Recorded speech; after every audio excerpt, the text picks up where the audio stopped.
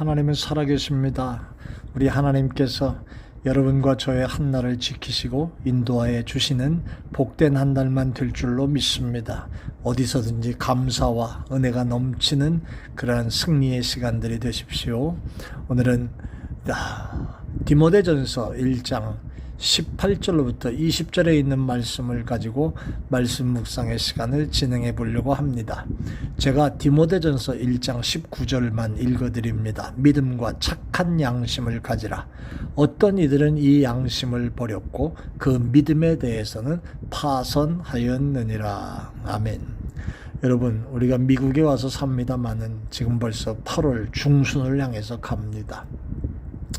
9월과 10월이 더해지면 이제 곡식들이 햇곡식들이 나오는 그러한 철이 되어지지요. 한국 같으면 이제 10월, 11월 이제 추수한다고 이렇게 진행하는 때가 오잖아요.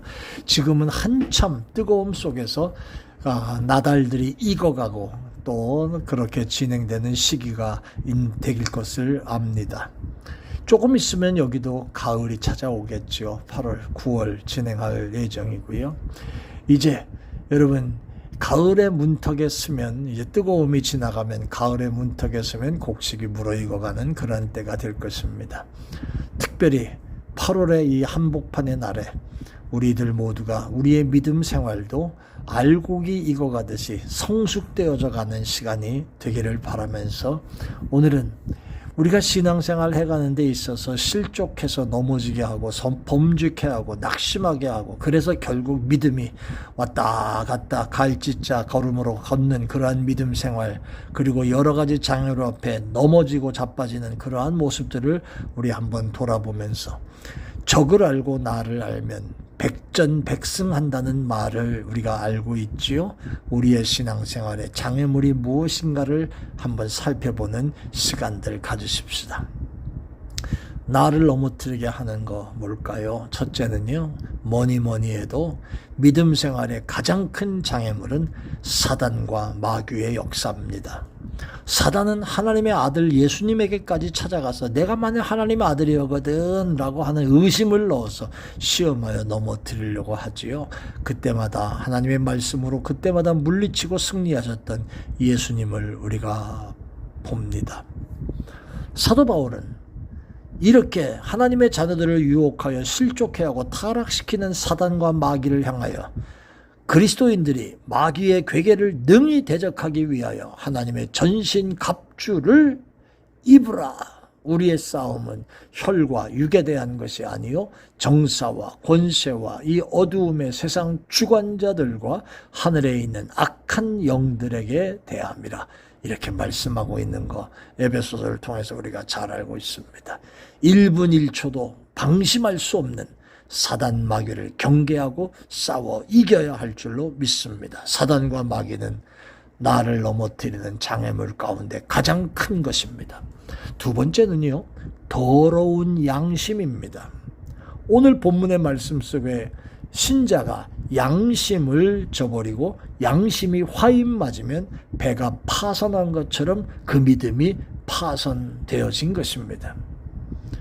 믿음과 착한 양심을 가지라. 어떤 이들은 이것을 버렸다. 그리고 그 믿음에 대해서는 파손됐다 라고 말하지 않습니까? 유조선 한 척이 침몰하면 그 흘러나온 기름이 바다를 오염시켜 많은 생물을 죽이고 큰 피해를 주는 것 같이 양심이 더러워지면 그 심령과 믿음 그리고 그 주변이 파괴되기 시작하는 겁니다.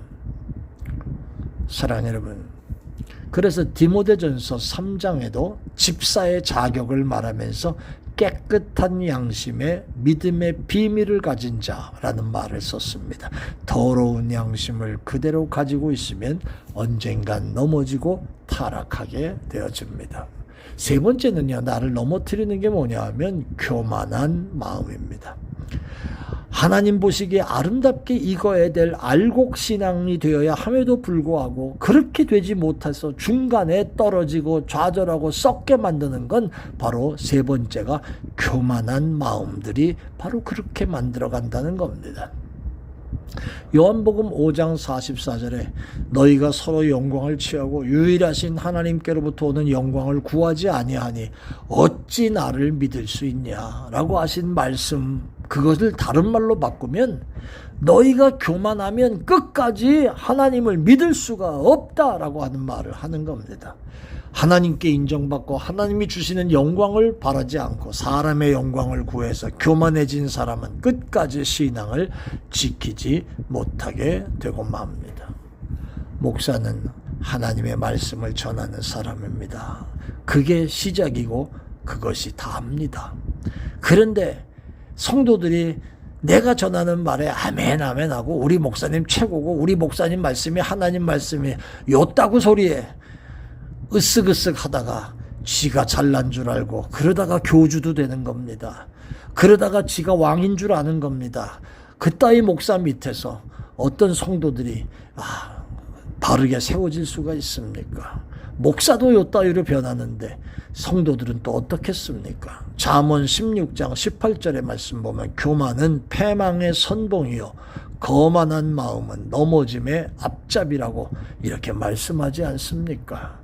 하나님은 겸손한 자에게 은혜를 주시고 교만한 자를 대적하신다고 하셨습니다. 교만한 마음, 내가 넘어지는 장애물입니다.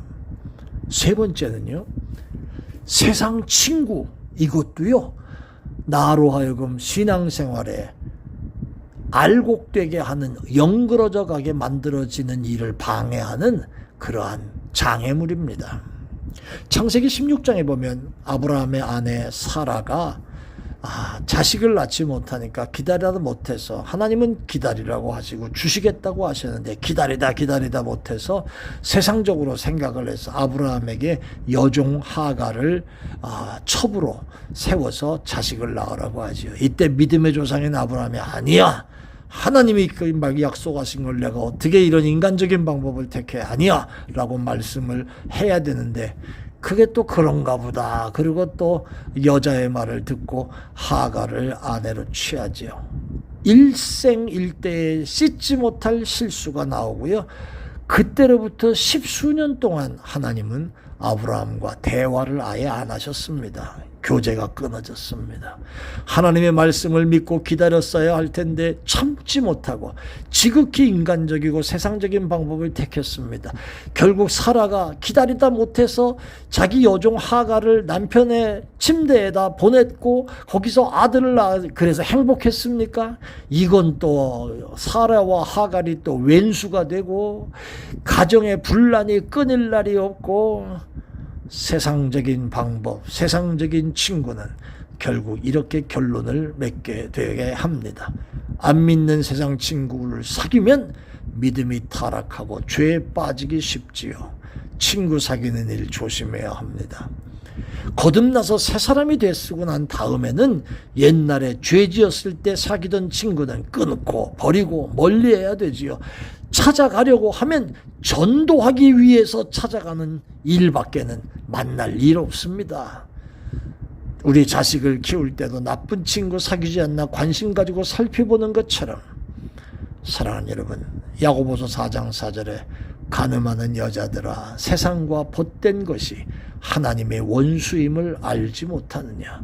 그런즉 누구든지 세상과 벗이 되고자 하는 자는 스스로 하나님과 원수되게 하는 것이라 그렇게 말하고 있잖아요. 다섯 번째는 낙심하는 마음이고요. 여섯 번째는요, 눈에 보이는 환경이 나로 하여금 신앙의 장애물이 되게 하는 겁니다. 눈에 보이는, 나의 삶 속에 보이는 환경, 하나님이 내게 좋은 것을 주셨고 이것도 감사하다 하는 게 아니라 이래서 불평이고 저래서 믿지 못하고 이래서 안타깝고 이래서 탄식하고, 그런 사람들과 함께 어울리고 이러면요 믿음을 저버리고 넘어지기 십상이지요. 환경을 살피는데 눈에 보이는 환경도 나로 하여금 넘어지게 하는 그러한 장애물이 될 수 있다는 거 기억하시기를 바랍니다.